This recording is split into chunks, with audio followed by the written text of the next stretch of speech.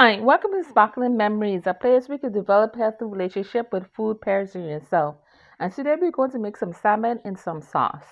So here are the ingredients. First, we're going to start with some olive oil, white vinegar. We have the pink salmon, two of them, the oyster flavored sauce, Worcestershire sauce, cilantro, oregano, crushed red pepper, adobo with the salt. Thus, we have the one with the red cover. Then, of course, some tomato sauce and some tomatoes.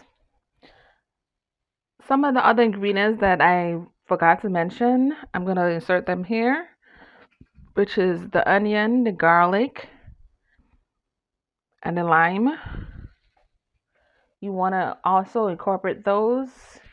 Use about half of the lime. Cut up some of the onions. It's going to look something like this.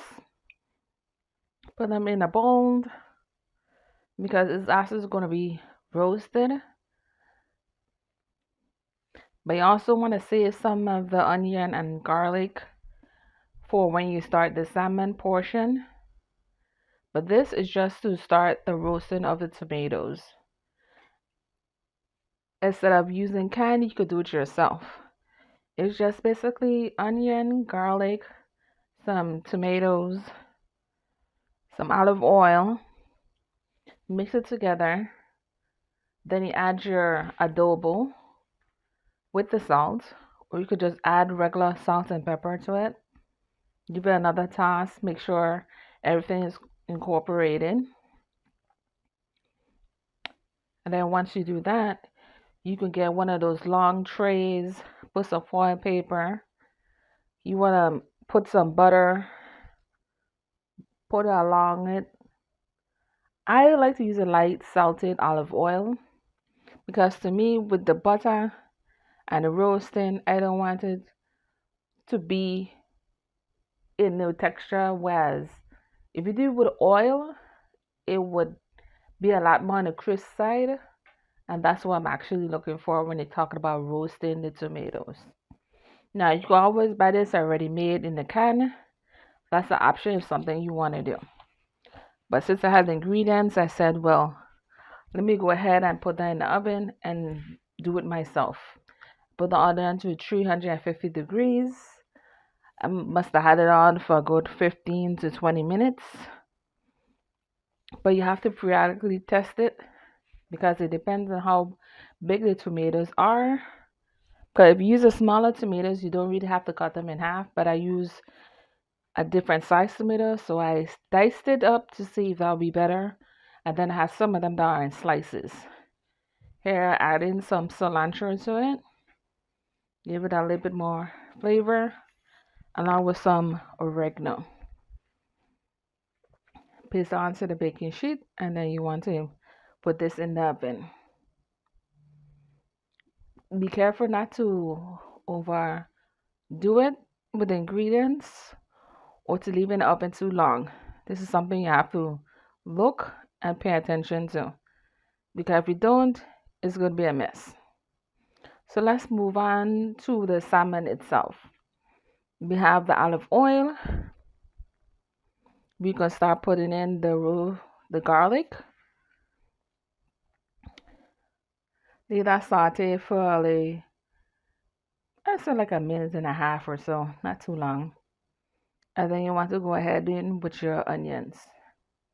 Because if you leave the garlic in there too long, it's going to be brown really fast. So another thing you want to pay attention to is the heat you have it on.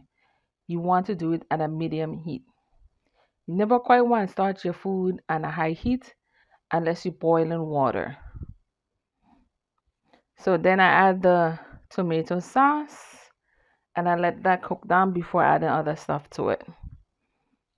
Then you just stir it around, leave it off for a few minutes.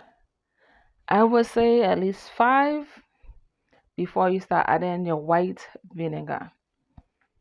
This is the first capsule I'm putting here.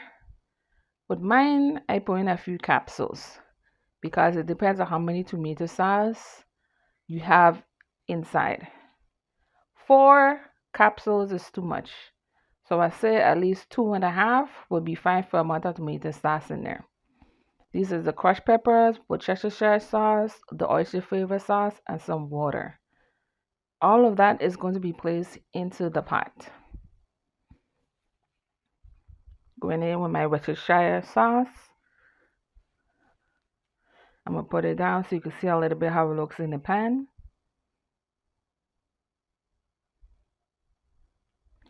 The oyster flavored sauce.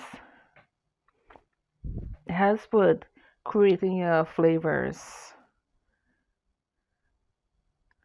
Yeah, you don't want to do too much of any of the sauces. Now, as far as the crushed red peppers, I'm putting in here. I put in as according to how many sauces in there and how spicy I want it to be. I won't suggest anything like cayenne right now, but the crushed red peppers will do the trick for a little bit of heat at this point. You want to go ahead and stir that around. Once that has been cooking, you want to go ahead and add your water. One thing you don't want with your stuff is for one particular flavor to overpower the next. So that's why I add the water.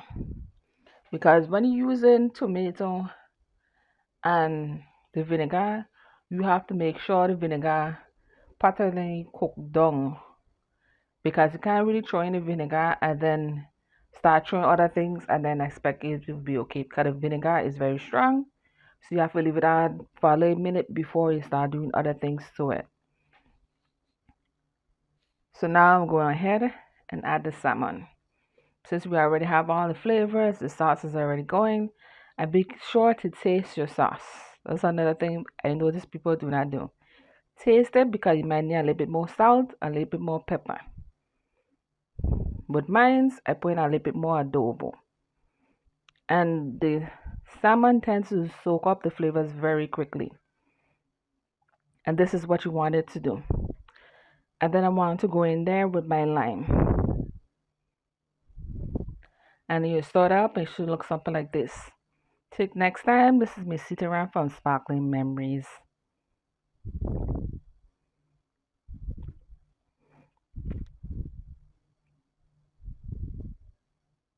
Bye bye.